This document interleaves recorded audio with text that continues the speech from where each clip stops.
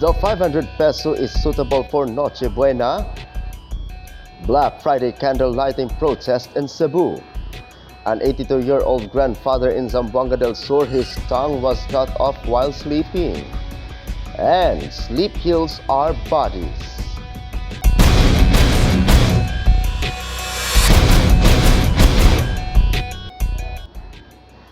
Good evening, I'm Apolinario, 30 Dignadis Valencia, and this is the weekend news. The 500 peso is suitable for Noche Buena. The lawmakers' sectoral groups call it out of touch. Christmas is one of the most anticipated celebrations for Filipino families, a time to gather, play games and feast. The Department of Trade and Industry, or DTI, says 500 peso is enough to cover Noche Buena, the traditional Christmas Eve dinner. But with inflation continuing to rise, is 500 peso really enough for one of the country's biggest occasions? For many lawmakers and sectoral groups, calling it sufficient is an insult to the reality many families face. While the 500 peso benchmark is not a spending cap, Redon said it doesn't meet the reality of families trying to prepare a proper Christmas feast. DTI Secretary Cristina Roque said in a radio interview that 500 peso can cover Christmas ham, spaghetti and macaroni salad. True costs will depend on family size and serving portions. The question is, what can you really get with 500 pesos? The cost of spaghetti could stay under 500 pesos depending on the brands of pasta, sauce and cheese, as well as other essential ingredients like ground meat, hot dogs, onions, garlic, and cream.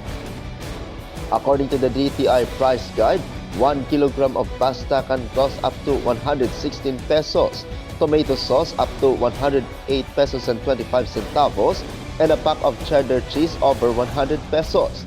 That already totals around 324 pesos without accounting for the other ingredients, with Christmas ham costing at least 170 pesos for 500 grams, and queso de bola is 211 pesos and 60 centavos.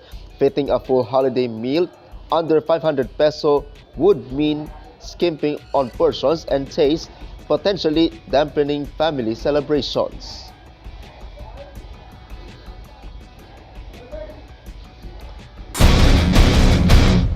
Black Friday candle lighting protest in Cebu. Karapatan Central Visayas and allied groups held a Black Friday candle lighting protest on November 28 at Carbon Freedom Park in the city of Cebu.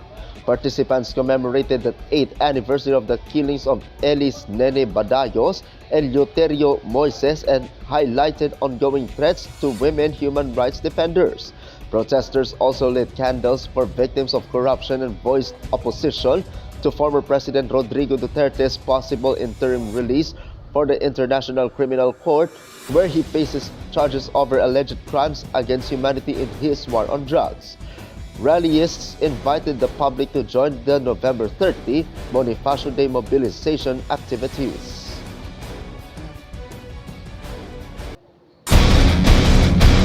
In Mindanao, an 82-year-old grandfather in Zamboanga del Sur, his tongue was cut off while sleeping. An 82-year-old grandfather was rushed to the hospital after his tongue was cut off while he was sleeping in his house in Purok Talisay, Barangay Militar, the municipality of Tucuran, the province of Zamboanga del Sur. The victim was identified as alias Rogelio, 82 years old, while the suspect was alias Kim Kim, a resident of Purok Malinawon in the same barangay. According to alias Virgil, the victim's son, his father was sound asleep as around 3 a.m. when the suspect suddenly entered and cut off his tongue.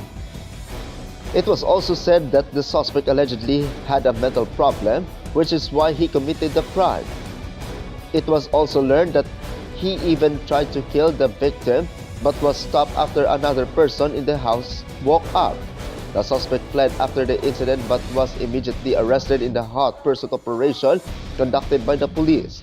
Currently, the victim is in good condition and is continuing to be treated by doctors.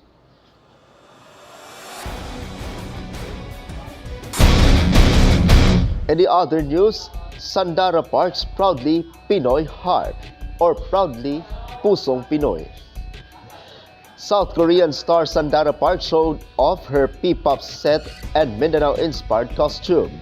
She wore it when she performed as a guest artist in the Kalimutan Festival 2025 in the province of Sultan Kudarat this weekend. Sandara also thanked those who enjoyed the show.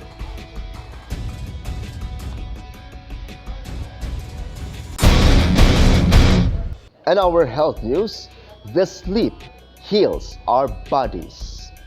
Do you want your body to be strong? Do you want to avoid illness? One way is to get enough sleep at night.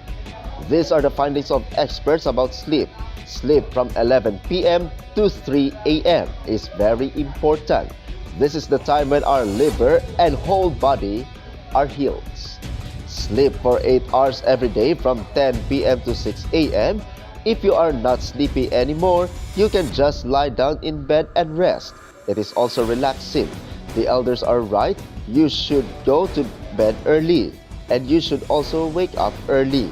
Apart from being good for the body, this is also the work of those who are hardworking and progressing in life. If you have a job at night, just take it back during the day. And what about those who work at call centers, night chefs, and those who have a job at night? Because sleeping at night is still different from sleeping during the day.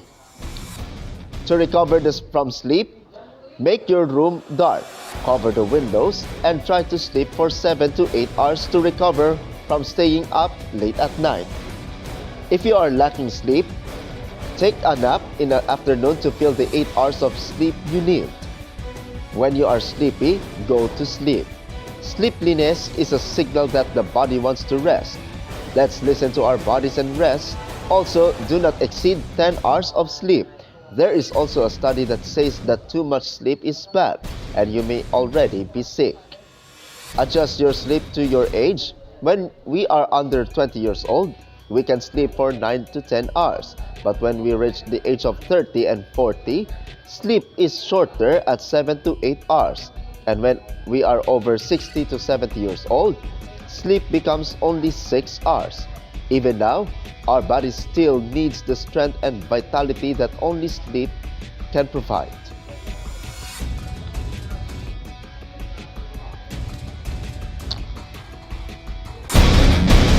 And that is Weekend News this Saturday, November 29, 2025. I'm Apolinario, 30 Dignidad si Valencia, and this is Salakot Online Broadcasting Network. Good night and amping kasadya